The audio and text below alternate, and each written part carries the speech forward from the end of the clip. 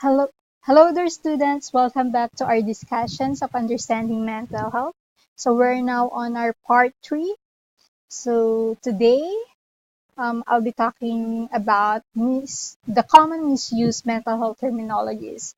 So don't get confused, my dear. Okay, so I'll be tackling it today. So what are the common misused mental health terminologies? First is, okay, let's check. Let's answer this, or let's play this puzzle. Okay. Let's reveal what's inside. Okay. Let's go first with side up. So there's an eyes, Lupin, Sakura, Elmo, Mickey Mouse, yeah, Fluffy, Pooh, Sailor Moon, and Piglet. So here you go. So this is the image revealed.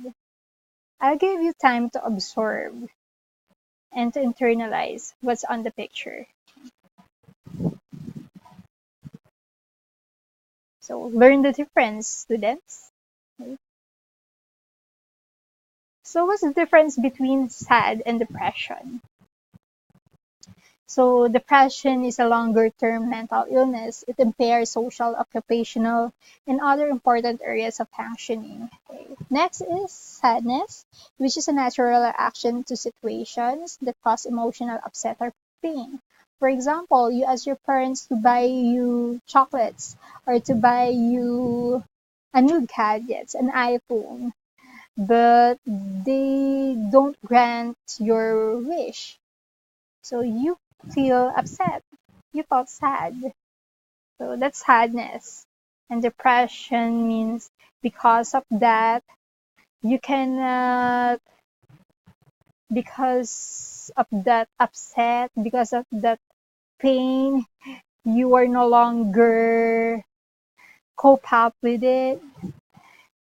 It takes years for you to overcome, and you can no longer do what is expected of you to do. Okay, so that's depression versus sadness. And next is OCD versus perfectionism. So I have this experience. I always heard this from my friends. Ang OC mo naman, they always say, nakaka-OC ka. Okay? So, what do we really mean by OCD and perfectionism? OCD is defined as an anxiety disorder that affects a person's daily life. It is compelled to perform certain tasks ritually, which they have little control over stopping. And perfectionists is often go out of their way and make it obvious that they require organization and orderliness in their lives. Someone with OCD will often be attempting to fight these kinds of compulsions. So here's the example. For example, a rational response to getting dirt on your hands would be to wash them until the dirt is gone, right? So you just wash it and dry it after at least 2 minutes. So an irrational response would be continuously washing your hands long after the stain is gone. So as long as you have the soap, as long as you have the water, until your hands is not getting red, or you keep on washing it. Okay, so that's OCD. Okay, let's check it further. Okay,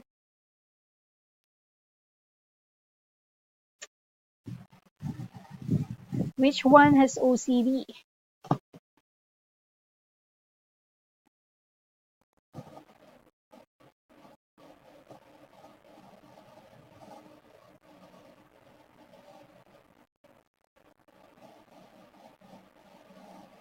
Okay, a man who washes his hands 100 times a day until they are red and raw. So we know the answer for this already. So that man has OCD. A woman who double checks that her apartment door and windows are locked each night before she goes to bed. So which one you think? Okay. So yeah, I'm guilty with it sometimes, but it's not the door or windows that I'm checking. It's the light on our kitchen. So I'm always checking that at least twice, thrice before I go to sleep. Okay. Yeah, I don't have OCD. I'm just a perfectionist for the lights. Sa mahal ng kuryente. Okay. Next is a college student who must tap on the door frame of every classroom 14 times before entering. Does that college student has OCD?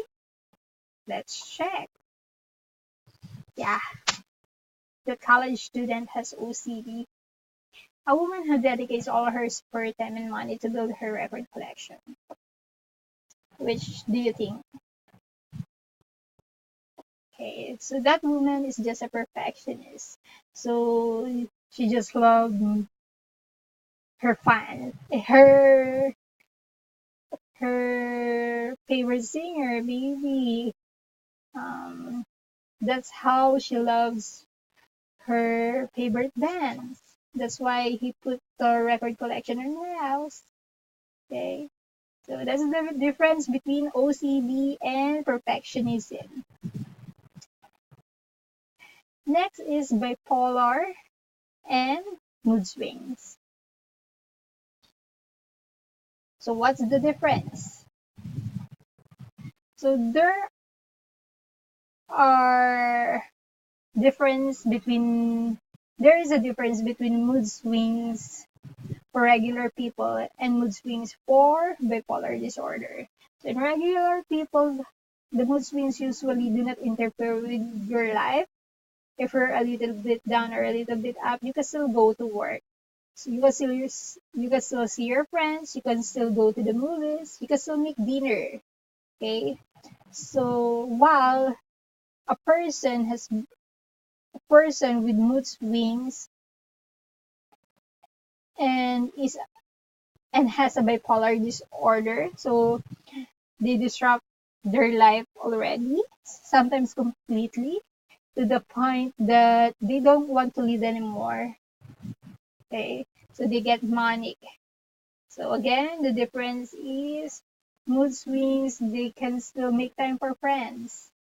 They can still um, do their chores. While those with bipolar disorder get manic and sometimes disrupt their life completely. Okay.